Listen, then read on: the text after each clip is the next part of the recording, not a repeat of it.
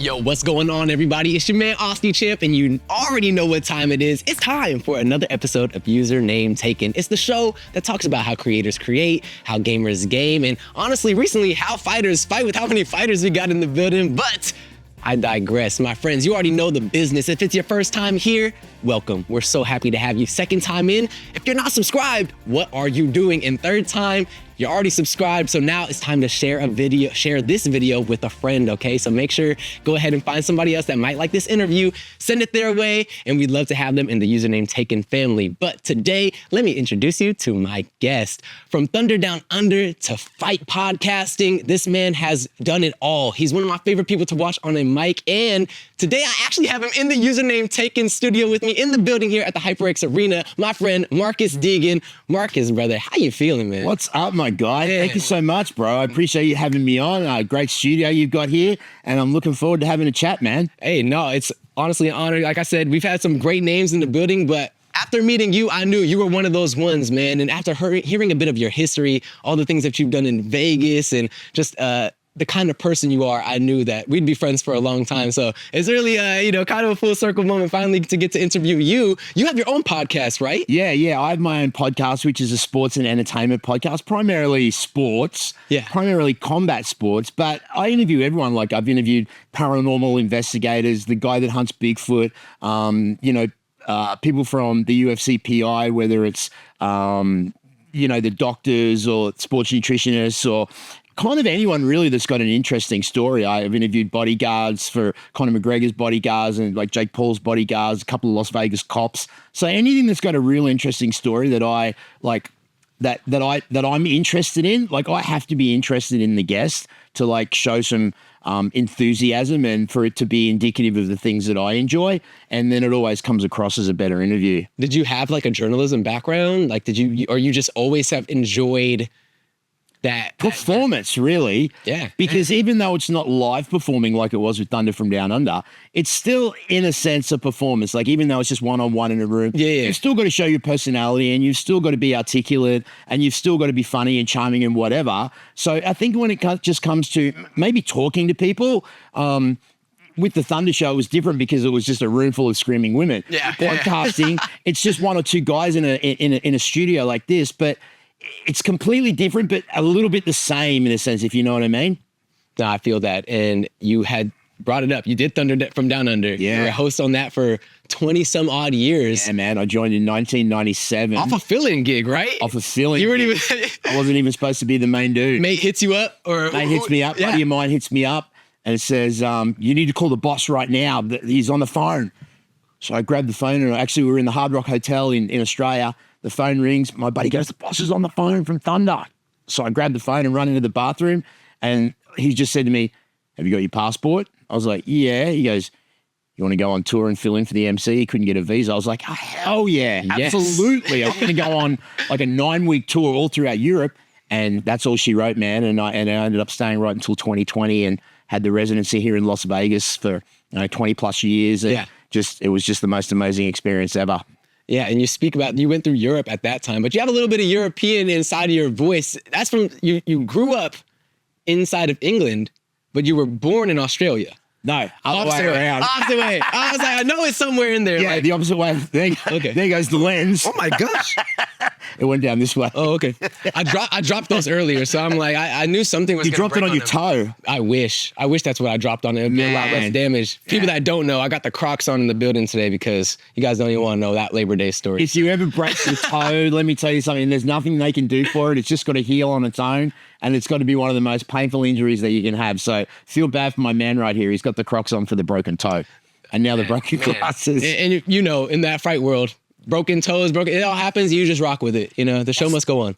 That's why I don't know how these guys do it, man. Like, have you ever taken one leg kick to the shin? Brother, I tried to be a little bit of a combat sport guy myself as a young man. And right once kids got strong, I knew this is not my path. Yeah, you got to be built for it. Right? It's a different story. It doesn't charge me up. I'm just like, I'm about to crash out. Like, yeah, man, I'd rather cover it and watch it. I don't want to be involved. Oh, for sure. I love the narratives, the journalism side of it, the histories, stories. But when it comes into actually getting mano a mano, I'm gonna save that for the Warriors. Yeah, and or if it needs to be done, if you got to handle something. Oh, that's different. Yeah, that's different. Yeah, I'll have to. Yeah, but I was born in Europe and then grew up in Australia. My heritage is Irish. I consider myself Australian because I was there from the age of 4 up until I left to move over here to America without all the traveling that I did throughout my life. But I consider myself an Aussie with Irish roots, yeah.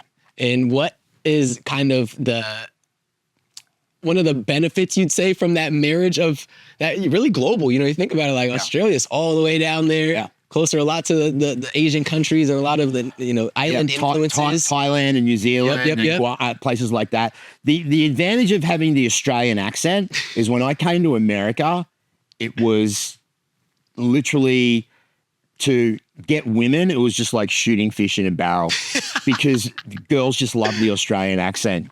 And I capitalized on it quite frequently, daily, sometimes 3 or 4 times a day if I could. If you have to. Absolutely. I mean, when you're in a show like Thunder from Down Under and you're a young, single Australian guy performing in Las Vegas, right? It's something that only dreams or like, you think about that and you really have to sit down and think about it. Coming from Australia, which is only 25 million people, right, to the entertainment capital of the world and then being thrown on stage. And back in those days, Thunder from Down Under was huge. I mean, we were on every billboard, we were on every TV show. It was, I don't like to say celebrity status because it sounds a bit dicky and cringe, but it kind of was like straight through the lines at the clubs, lots of endorsements, all the TV shows, celebrities coming to see the show. It was the Girls Gone Wild of the Strip in a way, where you got to go and, people, when Vegas was really that place where people would just go to escape and they had plenty of money and drinks were cheap and entertainment was abundant.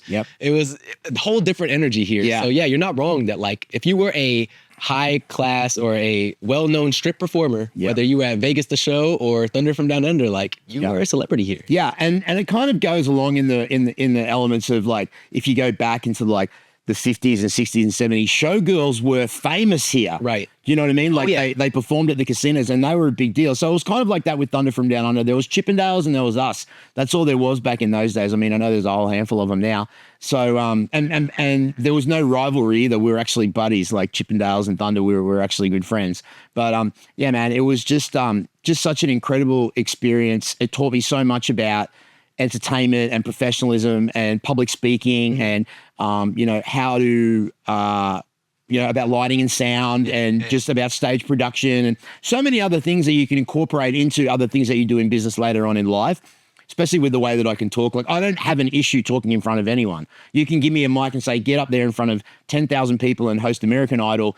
Here's the script. You've got half an hour, go for it. And I can do it.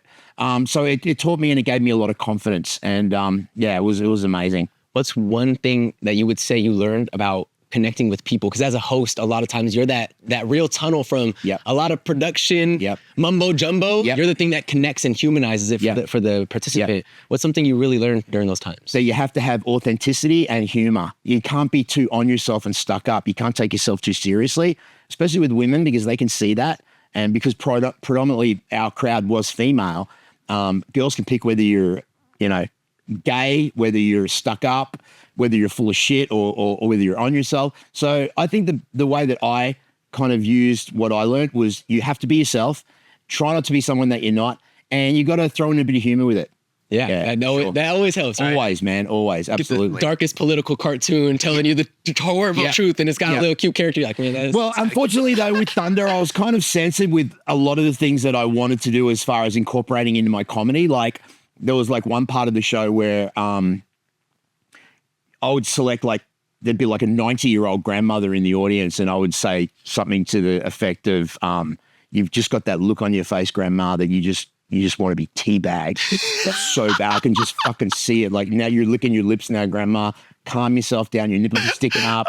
So I would use, and then the bosses were like, "Oh, dude, I don't know if you can say that." And I was like, "No, you got to let me say that because everyone would laugh." She needs that attention. Absolutely. So that was kind of the angle that I would go with. Like I would never like make fun of anyone, but I would like target the older women and maybe make it comedic and endearing as well. Sometimes you got to do it for the old school. Got to, man. And speaking of, you got the old school energy, right? You got the old school energy in the building. Energy in the building. This is, if you like the energy drink experience and you want to go down the healthy route, right? And with so much crap that's in these energy drinks these days, a lot of things that are in them, your body and your brain doesn't need. And a lot of the times they don't tell you exactly what's in them.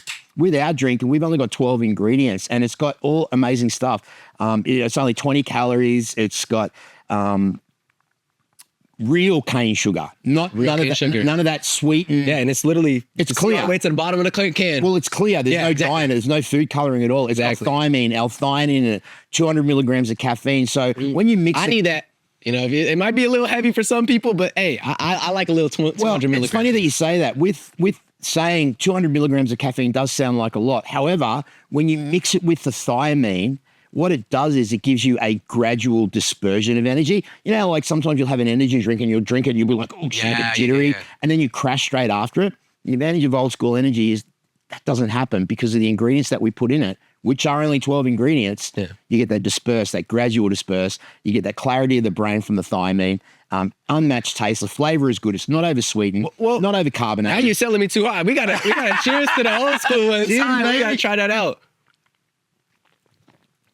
Oh man, that is light. Oh, yeah, super light. Can you imagine that with vodka or something like that? You're you know reading what I'm saying? Yeah. No, it reminds me of like a Fresca. Yeah. If you know that it's a very light soda, but well, it's funny, it's a great people say to me, "What is the actual taste of old school energy?" It's kind of like saying, and I don't like to mention other brands, but I will just for a comparison. It was like if someone said to you, "What would you describe the flavor as a Red Bull flavor?" Well, there is no real flavor. It's just Red Bull, right? Right. That's what we're trying to achieve with this. Correct. Okay. It does have its own unique flavor. Yeah. It sits in its own zone, especially in energy drinks. Like nobody's making anything close to this right now. Not on the healthy route. And the thing is, with RFK removing all of these ingredients, and some of these ingredients are carcinogenic, meaning they can predominantly give you cancer. Yeah. We're trying to change that up. And, I partnered up with these guys about a year ago. And, they're a great bunch of guys, really health conscious. The guy that puts together the ingredients was a former bodybuilding coach. So he coached bodybuilders. He knows about nutrition and what you can and can't put into your body.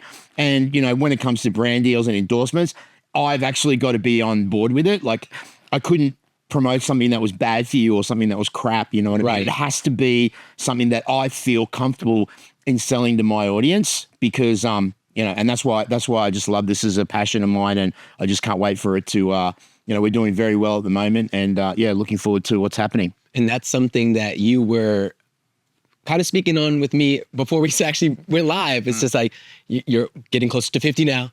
No. I'm getting close to 60 now. Close to 60. Hey, I'm going to be nice. I'm going to, I'd rather 55. stay on the other. Just turned 55 last week. You want to keep this health. You want to keep going. You want to be strong as long as you can, right? So, and people ask me if I've had plastic surgery and stuff like that. And I'm not that, you know what I mean? I think maybe I'll look 5 years younger than what I am. But I believe that your age, obviously chronologically I'm 55, however, emotionally and my spirit is a lot younger. I refuse to let myself be like, I look at some of my mates that I went to school with back in Australia on Facebook that are my age, and I just look at them and I'm like, fuck, bro, you look like an old man. You know what I mean? You look like an overweight, unhappy, balding old man. Nothing wrong with being overweight. Nothing wrong with being, well, there is something wrong with being overweight. Nothing wrong with being balding. You got one life. You got one life. I want to always look good, whether that's vanity or just, being in Thunder, I was always in shape, always had to be. Being around those guys. So I can't look at myself with my shirt off and have a big fat gut and be sloppy because you can call it vanity if you want. I like to call it self-care. I just want to be happy with the way that I look. Yeah. You know what I mean? Not for everybody else, but for myself. You know what it's I mean? your standard for your life. Yes. And you don't push that onto other people. Absolutely not. Not at all. And I always say your comparison, never compare yourself to anyone else. Compare yourself to your best self. Facts. And that's what I try to do. So sometimes I'll look back and I'll say to my wife, fuck, look how shredded I was back then. It's like, babe, it was 15 years ago. Yeah, I know, but I want to be that shredded again. And she would say to me, but even when you were that shredded, you still didn't think that you were shredded. Right. But yeah, age is just your spirit, I think. You're as old as your spirit, like your inside, you know, like you're, you know what I'm saying? That's what I feel anyway. Yeah, and I know that you have a very profound understanding of with yourself of what your mind, body, and spiritual journey is here on Earth. I know a lot of that comes from a place where you were in a darker spot, right? You were drinking, you were using the women, you were using the lights and the glitz and pushing and drugs suppressing and a lot of drugs and all that to run away from what you came to realize. Can you tell me a little bit about that journey? It was a 2019-ish, 2021. When did you kind of really get sober? That's when you got sober? No, I've been so, well, it's gone through stages really. From cocaine, it's been about 10 years, but I was heavily addicted to it. But with the alcohol, which is also a huge problem with me, it's 4 years for me now. Amen. That's awesome. 6 months off the weed. That was the hardest. That was the non-addictive one was the hardest, right? Don't let anyone tell you that weed is not addictive, because I'm telling you right now, it is, in a sense, not in a sense where you're shivering in a room if you don't have it. But it mentally addicts you to where you need it to feel good, whereas you shouldn't need it just to fit. And if you don't have it, you feel like shit. That's when it becomes a problem.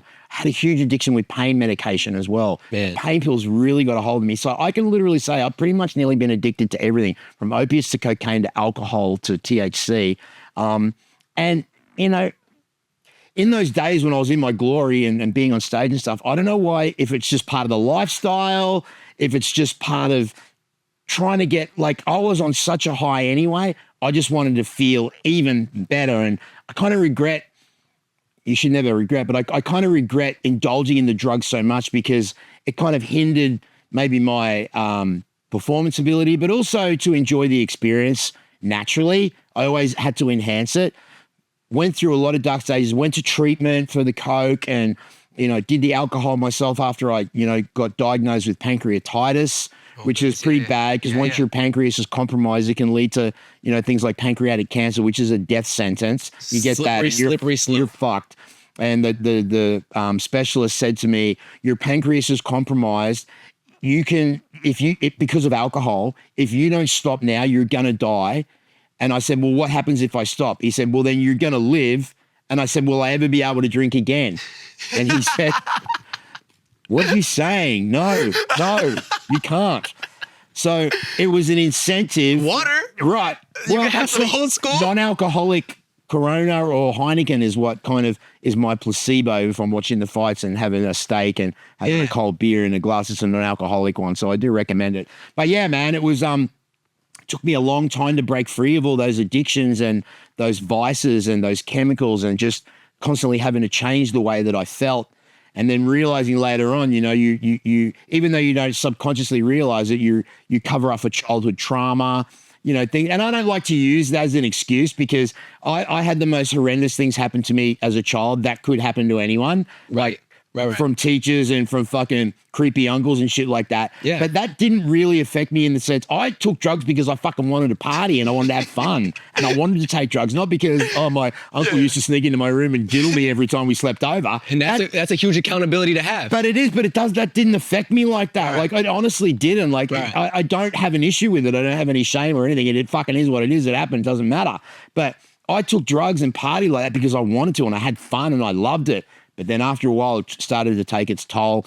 And that's when you start to realize with maturity and age, and then you get a bit of clean time under your belt, and you're like, oh, fuck, I actually don't need it. I can actually feel good without it. And you know, you supplement it with other things like work or working out, or, you know, you have a good partner in your life. And it kind of, you know, those things is what helps you stay sober, I think. Yeah. A little bit of replacement therapy. Absolutely. A little bit of realigning your priorities. Yep. Exactly. A little bit of fuck, I'm getting old now. Why am I still doing this? Like, I've got buddies that are still doing it, man. And I'm just like, fuck, bro, you're 50 years old and you're still doing it. Yeah. We've been doing it since our early 20s. And doing it is doing it, but fiending and like Like Yep. my life could Yep. not be right without And X, Y, 3-day Z. benders and getting cracked out and fucking smoking the pipe and staying awake for 3 days and peeking through the curtains and all that horrible, horrible shit that I used to do. Yeah. It's like I was reading this website the other day. It's like, the 5 things that happen when you're on cocaine. You search for something for hours and then you forget what you're searching for. You see the shadows in the corners of the room that aren't there. You're constantly peeking through corners, or you're fucking jerking off for fucking 3 hours nonstop. and I was like, tick, tick, tick, fucking tick. I had all of them and simultaneously. So while I'm peeking out Simultaneously, look at me. it's like, hang on a second, what's going on with this? Look at this. Who was that? No, turning all the music down. It's fucking This bizarre. is a great PSA for what you don't want in your life. If like, hey, those do not sound like great times. They weren't. And maybe that's a little bit of it. Like you're riding such highs, you need something to maybe bring you down. Like, cause that's just the way of the world, right? And as people are on the highest side, I feel like God, but I feel empty inside. I need to bring myself down a little bit. I need to mellow this out. I don't deserve to feel this good. Right, exactly. And I think that when you're doing those kind of things, it separates you from God so much. Like you can't connect with your higher power, whether it's Jesus or whoever it is that you guys pray to.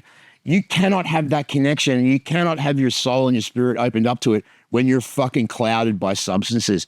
And I've found that the more clean that I've got from substance, the closer that I've got to God. Not because, he's clean now, he's becoming a Bible freak. It's not that at all. It's because the actual connection that you have with the Lord becomes so much stronger when you are clean and sober. Yeah. I know you have a very serious relationship with God. Absolutely. I really attribute a lot of this journey. Yeah, man. Him being able to pull you out. Absolutely. Really easily, pull me out of it quickly, not ever fiending or craving for it. Not even the weed. And I smoked cannabis for fucking 30 years, bro. I haven't even craved that. Right. I don't crave it. Right. And I only asked him a couple of times, that's it. Take it from me, man. I can't, man. I'm trying to keep my pancreas. Yeah, I'm trying to keep my life. exactly. And you know what the other thing is? I don't want to disappoint God now either. Like I don't want him to give me these things and then me go, you know what, fuck you. I'm going to go back and do it. I don't want to do that. And that's what I mean by you build your connection with God, because you love him and you respect him to where you don't want to do these things, because not only is it bad for you, but it makes you look bad in his eyes as well, even though he's going to forgive you for it. Not going to go down the whole, because I know a lot of people don't believe in that kind of thing, but what you're speaking to me now, and that's what I believe. So I don't want to disappoint him either. Yeah. You know what I mean? No, I feel that, man. That's really, when I hear people say fear of God, you know what I'm saying, and talk about that, that's what I imagine, right? Absolutely. It's more like, I'm so reverent of like this gift that you've given me. Like, I don't want to disappoint you, man. So I'm just going to be right. I'm going to be right. I'm a God-fearing man, and that's exactly what it means. That's cool, bro. 100%. That's awesome. What I mean? No, it's a beautiful thing. Not to take away from what you do yourself. Being above what where you were at there previously, but you've had some impactful relationships and meetings with people on this earth that have been heralded as gods themselves too, right? Yep. Celebrity culture, and you've been all in the mix on that. Yep. Who are some of the most notable people that you feel like really shaped who you are as you moved through this space? Definitely Michael Jackson was one of the primary figures that I looked up to as far as performance, professionalism, perfection, and standard of how he treated people. Yeah. And once again, I would pray to God as a child, please God, let me meet Michael Jackson one day. And he gave it to me. Where'd you meet Michael at? Excalibur Hotel and Casino. I got to sit with him for 2 hours while we watched the Tournament of the King show. He invited me to sit at his table with him and his 2 kids. And I got to hang out with him, and he autographed my shirt, and we took some pictures together, and we had some conversations and some laughs. He asked me questions, I asked him questions, and it was just the ultimate dream come true. And I can't believe that out of every single Michael Jackson fan in this world, God gave me that opportunity. You know what I mean? Yeah, I mean, I bet you're hitting those mirrors. I'm gonna make a change. You know what? The funny thing is, and it's like, if you watch those videos of when fans actually meet Michael Jackson and they just go fucking crazy, they're crying, they're fainting, they're screaming, they're falling over. I played it completely cool, and I did the complete opposite. I was just like this, bro. You have to. When I got in my car and drove home, I had to pull off the 15 on the side of the road, and fucking it kind of just hit me. Like, it was weird, man. I was so cool when I was with MJ, and I didn't freak out. I didn't cry. I was just talking like me and you were talking like this right now, right?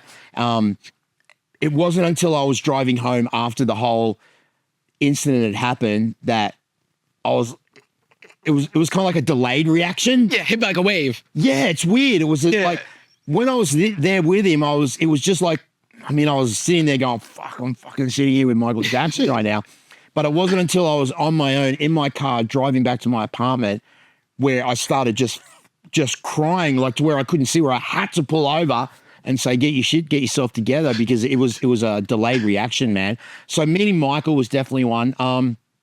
You know, obviously Conor McGregor, you know, was another 10 years ago today. 10 years ago today. Yeah, timestamp it, y'all. That was. You just showed me that clip. Yeah, we'll have to play it because yeah. that was you had a great question for him. Yeah. And if you know Conor, he don't like to play too much into the media side of things. He gives them their due diligence because he's making a lot of money to be there. But in general, he doesn't really show a lot of character through his interview questions, you know, especially to like the general pop. Yeah, the general pop. And he never knew me from then. And that was the first time that I had spoke to him. So that was where my relationship with McGregor started, was that day, because that clip went viral. Yeah. Where people were saying, that guy was a plant. That lookalike was a plant.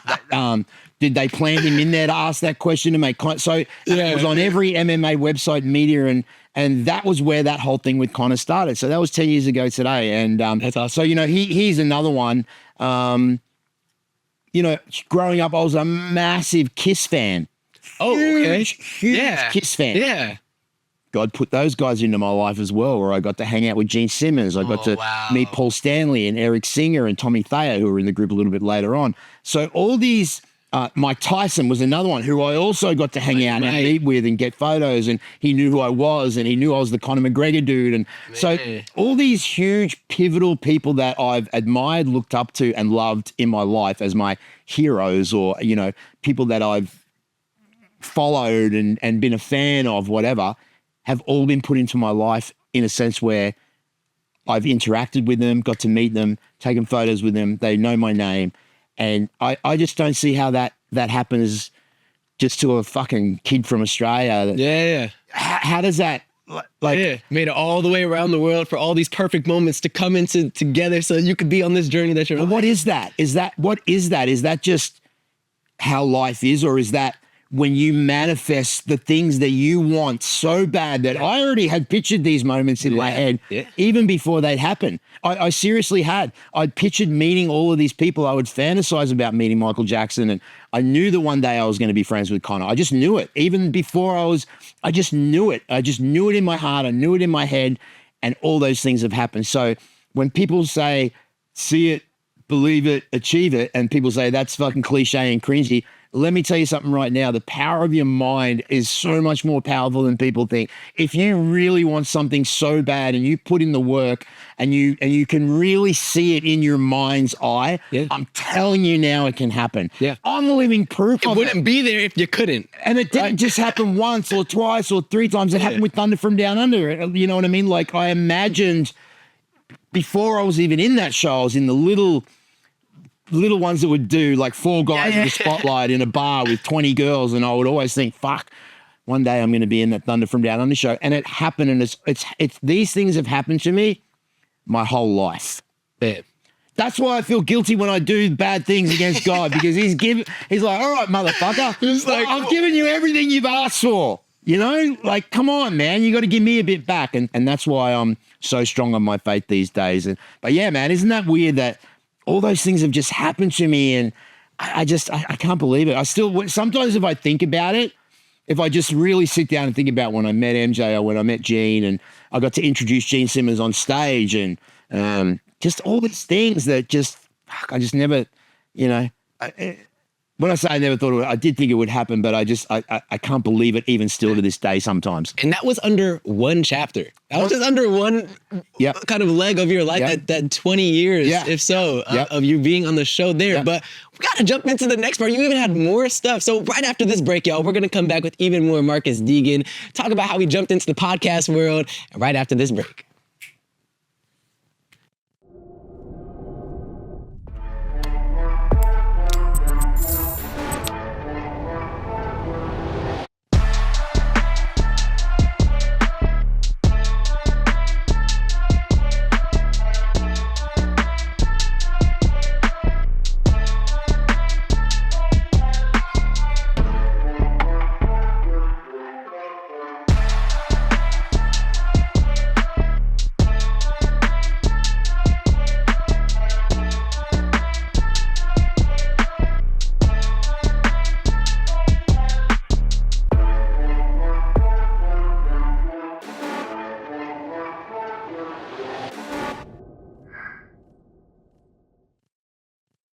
The old school energy gonna keep us right. Yep. Gonna keep us right, y'all. And just like that, we back into action. Welcome back to Username Taken. I hope you enjoyed the break. We're still in the building with the man, Marcus Deegan. He said he'd been Conor McGregor in some places, but he's always himself at the end of the day, right? Yeah. And one thing I loved, you were actually hanging out with us the other day on Sideline Report. If you guys haven't gotten a chance to go watch any Sideline Reports, those interviews are crazy. So go ahead and check those out, my boy Logan Summit. But you had mentioned that when it comes to you doing kind of like the impersonation stuff and all that, the difference between you and a lot of these guys, you don't think you're Conor. No. You're not like living some delusional life. Like, oh yeah, I'm really Conor. Like, you're just having some fun. You're an entertainer. Right. People think that I think that though.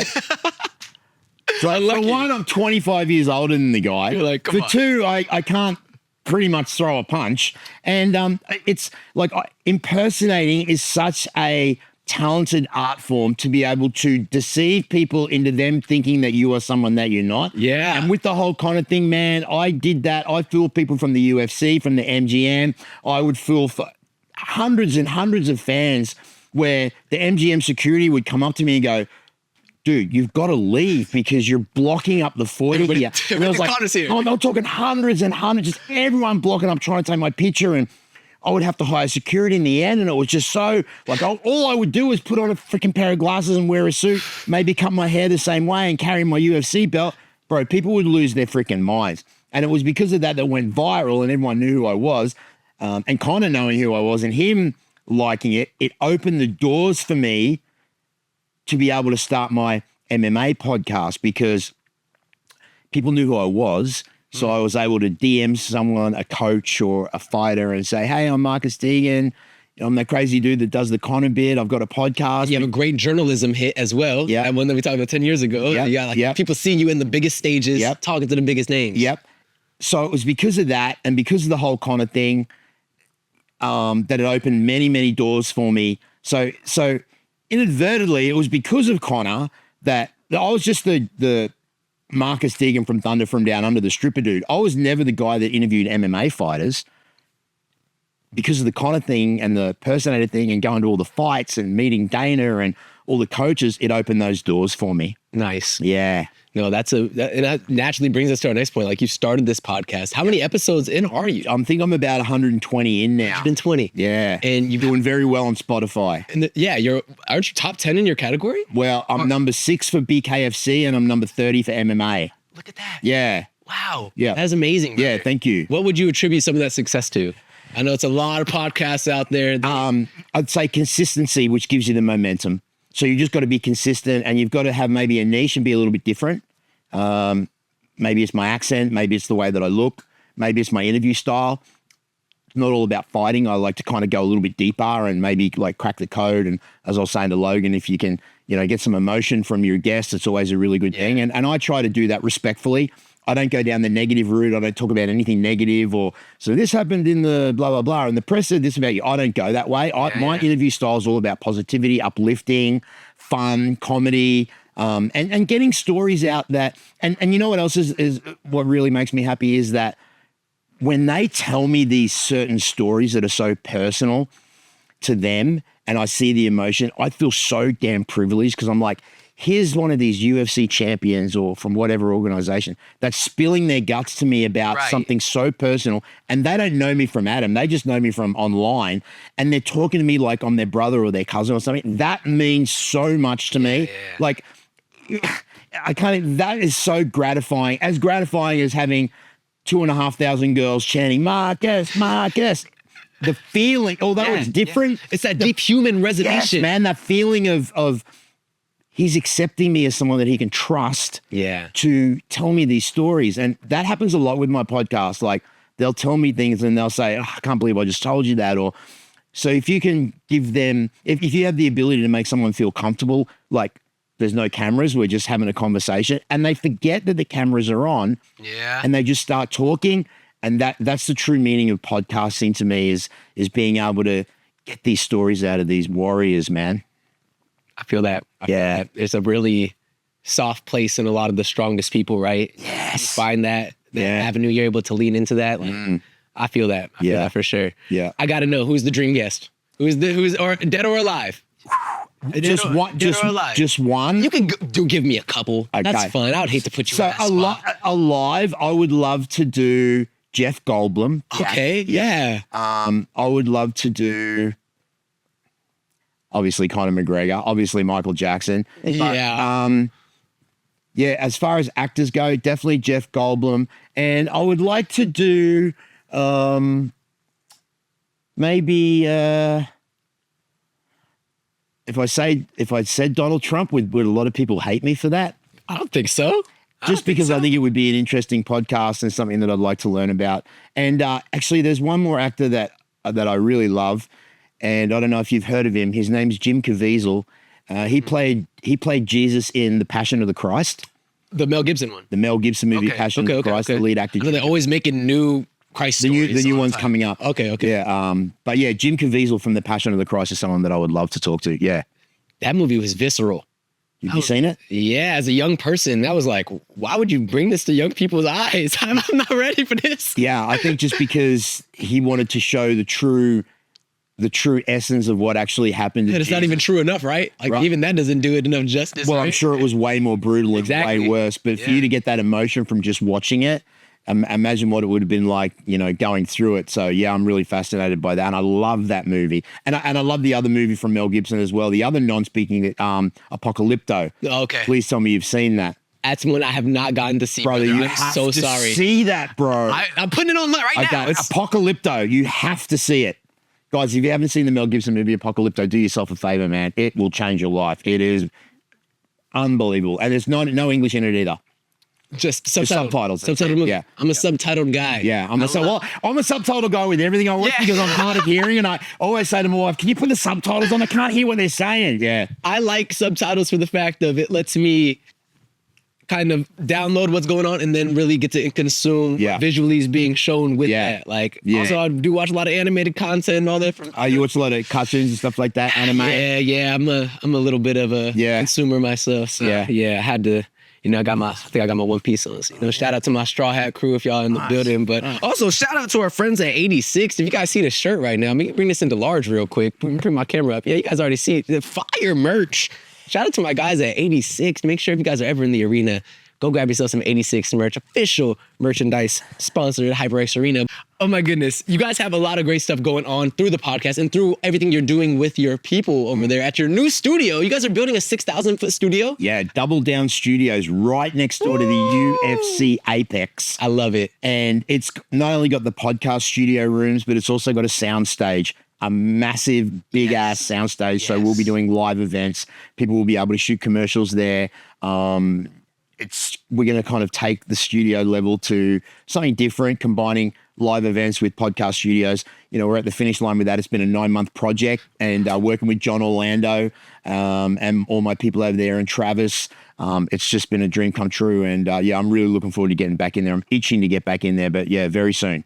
I remember, I think when you first got the space, when you guys first secured it months ago. Yeah. And I remember you posting and you were like, in the closet, you're like coming out of some dark room. You're like, oh my gosh, this is the space. Man. So now to finally kind of be close to bringing that to life. Very exciting. Are you doing anything else with all the awesome, the Toughen Up and all the Power Slap and all the great things going on in the city? Yeah, man. So I'm always involved in the combat sports world. I do a lot of media for all these different things. I definitely want to get into some more announcing work. I spoke to Conor the other day, and he was going to get me over in Australia for the card over there, but the commission in Australia, because they're so left wing, they decided not to commission it. So it's not allowed over there. The fights? Yeah, the bare knuckle.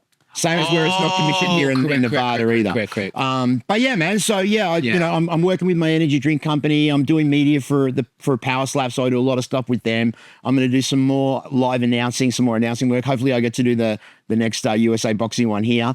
And man, just staying positive and going to get my physique back into shape and and just remain happy and healthy, bro. You're going to be on a little bit of a journey with. Maximizing out your physique again?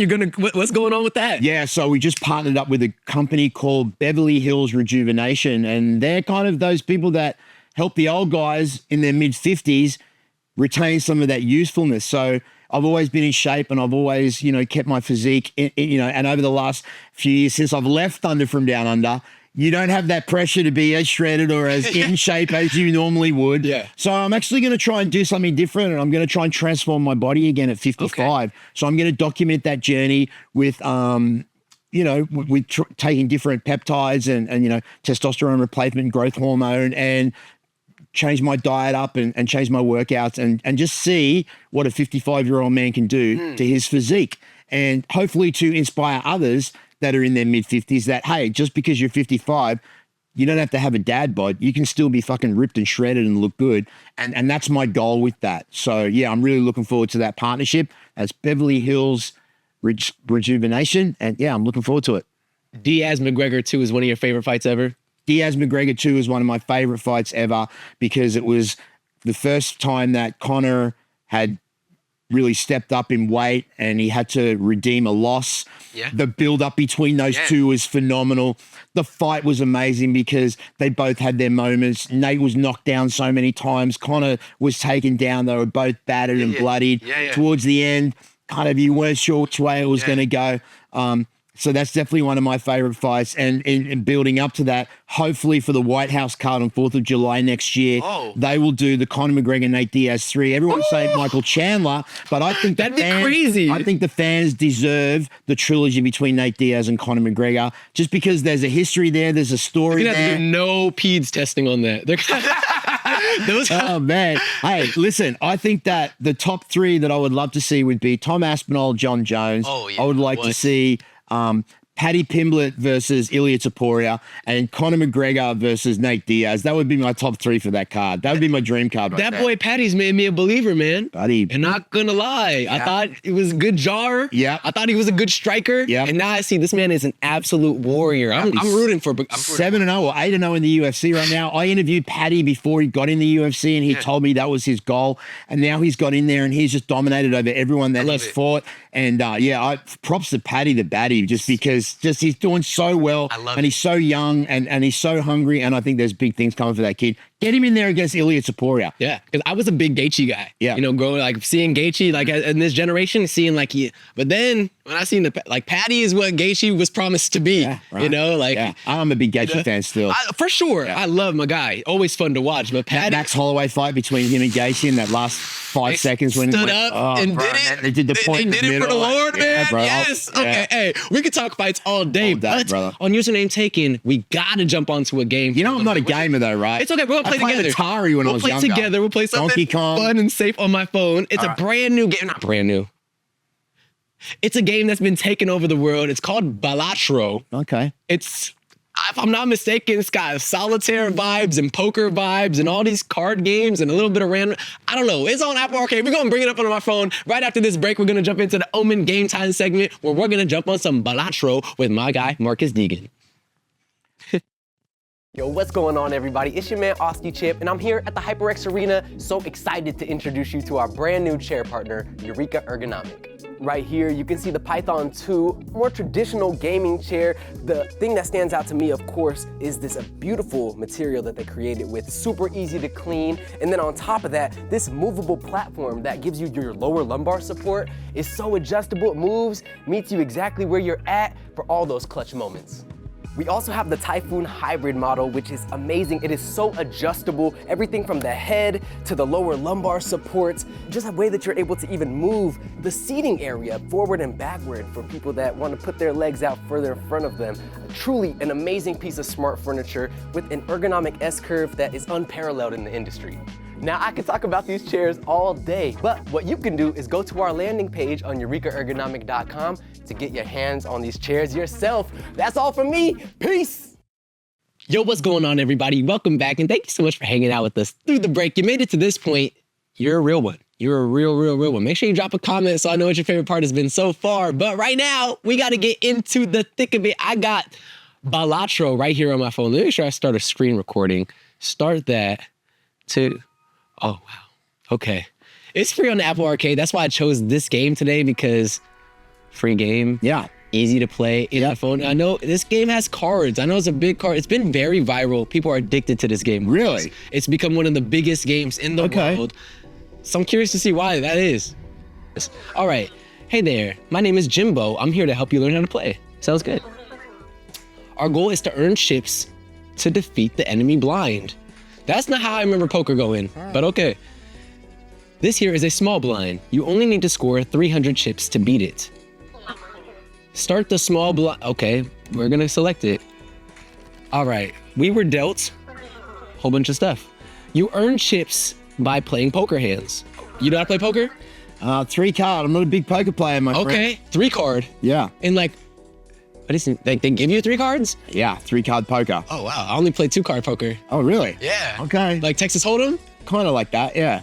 but with an extra card? Right. Wow, you guys get a lot of. They have it here at the Luxor. There's probably a lot of really big hands there. Yeah, that's it. You can win some money on it. I could imagine. Yeah. It's like too many hands for me. I'm like, I couldn't look for all that. Okay.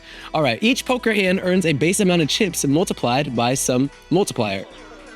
See your poker hands in the run info area. Oh, this is a roguelike? Do you know what a roguelike is when I said No. that? A roguelike would be like a game where like you get offered different choices throughout a singular run. So you usually start from the same place. Yep. And it branches off in millions and millions based off your choices. Yeah. So that's what I feel like this might be. All right, because it says there to run. All right, run info. So you get in these multipliers, a straight flush, 4 of a kind. Okay, stuff we know. Stuff we know. Cards also earn you some chips. Press and hold to see. King of Spades worth 10 chips. Queen of Hearts, 10. Okay. Base cards like worth 10. And then those are worth their values. Okay. What am I supposed to do then? I gotta put 5 cards in to beat this score? Oh, I need to construct a poker hand strong enough? Okay, so what we could do like, I don't know, a pair of 9s? Pair of 9s, is there a pair of 7s there as well? Pair of 9s? Oh, play hand.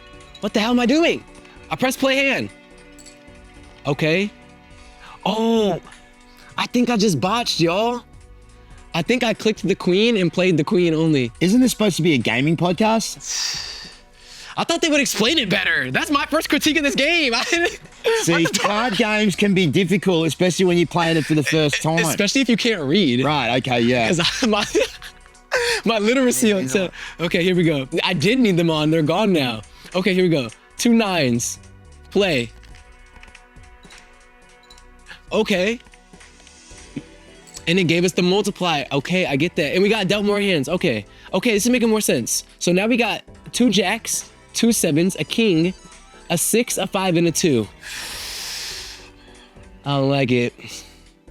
I don't like it. This is a bad run for us already. I think it's my fault. I messed up that queen. I just gave her up. That would have been that would have been the play. Okay, it's fine. So I think we just play our pair of, 2 pair. 2 pair. 2 pair?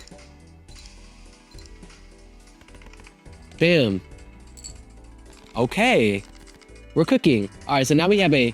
So you got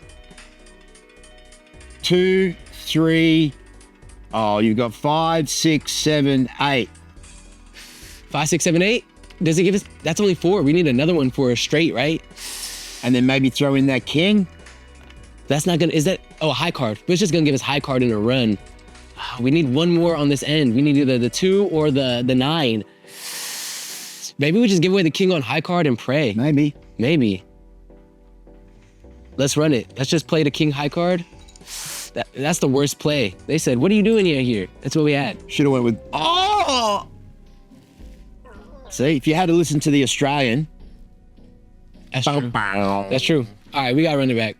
We gotta run it back. Now that we know, it's only on easy mode. What could possibly go wrong?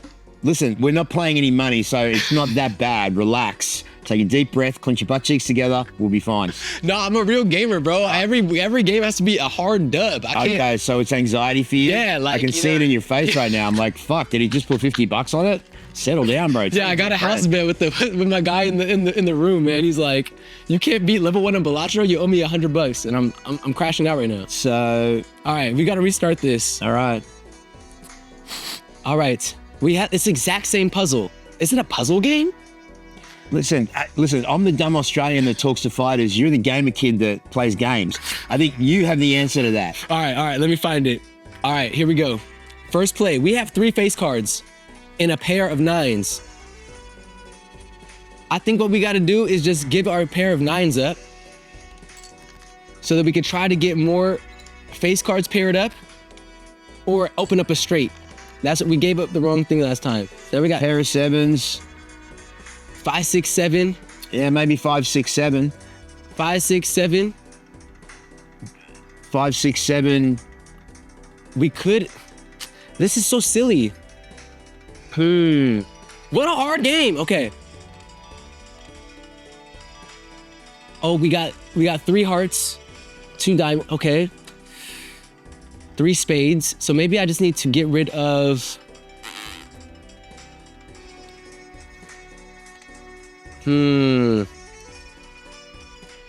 Maybe The music's real 70s porn, by the way, isn't it? it's like your hip roll. It's making me think of that hip roll Logan clip, man. Fucking hell. Man, He looked like he was in pain. he felt that the next day for sure. He was like, damn, I love his enthusiasm. The skill wasn't there, but what did I do yesterday? Oh, right. I was with Deegan. That's what it was. Well, let's get rid of the 2 and the 7. Let's just get rid of them. See what else we get on the open-ended side of things. Maybe we'll get some love. Okay, double jack, 8, 7. It's not enough. 5, 6, 7, 8. 9, 10 jack. So what, we just do our pair of jacks? I feel like that's too low. We're not giving enough love to these hands. How many hit? We get 2 hands.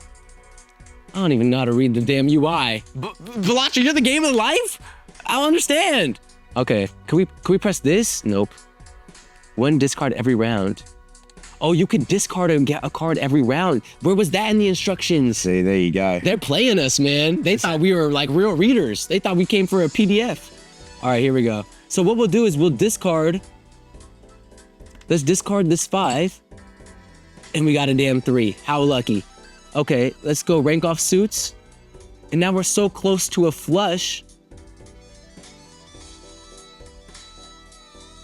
Maybe we can just play this high card and pray the next hand that we get life. We just need 1 more spade and we can get the flush, right? 1 more spade. That's all we need. Oh, we got so many. 1, 2, 3, 4, 5. That's a flush. We're gamers. See, if we were playing big boy poker down there in the casino, Be making real money. we'd be right off to Pahrump. Wait, we beat the score. Someone owes you $9. Pay out, baby. Cash out. No, they owe us $3. $3. We got $3 cash out. Wow. Is that what are we supposed to do now? I'll take it. I'll take it. Nicely done. We're flush with some cash. We can buy cards from the shop. Oh, but you buy cards from the shop? Okay. We got $3. We'll buy these guys. As you can tell by my enthusiasm. We're gonna buy the cards. We're gonna buy cards, go next round. And we'll earn some cash. I don't think I can beat no big blinds. I can barely beat the small blind, bro. Listen, I could barely beat the small blind. If you beat it, the game just keep. Oh, this is like, it's gonna keep getting harder and harder forever. yep. Isn't that what happens when you progress? Gets a bit harder. I feel like it should get easier. Yeah, I feel like it should get easier as well. Yeah, but maybe it's like your pattern recognition gets better to see the heart. Right, okay, got it. I could see the addiction. I could see it. I could see it. You kid? I could see it. I'm not gonna play it, but I could see why this has gotten a grip. Let me pull up the stat for you to show how many people have played this game. Hold on, let me show you. I have to pull up the stat because it's actually astounding. Here we go. Balatro peak players. Marcus, you got a lot of stuff coming up. Where can the people find you at, brother? Listen, man, you can find me on all the social media platforms. Just my name, Marcus Deegan. That's Deegan on my YouTube, Facebook, Instagram, just the whole bit. Follow my podcast on Spotify. And yeah, man, you can see what I got coming up, see what I've been doing. And yeah. Who are some of your guests upcoming on the podcast? So I got a few political guests coming up. Oh, really? Yeah. I don't know if you've heard of Blair White. No, not familiar. Yeah, she's a political trans commentator. Okay. Who's stunning and gorgeous and is a right-wing transgender person. Okay. Brandon Tatum, who's also in the political field. And then, of course, I'm going to be sticking with all my mixed martial arts Yeah. and my entertainment. I'm going to dive into a little bit more entertainment. So, yeah, once I get on the roll, You'll see what's happening. A lot of big cards coming up, a lot of big fights, and my guy Marcus is going to be on top of it all, y'all. Make sure you tap in with them. And brother, it's a pleasure again. Thank you so much, bro. I appreciate it. No, thank you for joining us. It was great. Being a good sport. And with that, my friends, another episode of Username Taken in the books. Make sure that you like and subscribe if you enjoyed the video. And if you got to this point, I'm sure you had to, or you hate watched, which is another side of the same token, I guess. You still love. Hey, love ya or hate ya as long as they're paying ya. Hey, and with that, that's all we got to say. Another episode of Username Taken. We'll see you on the next one. Peace.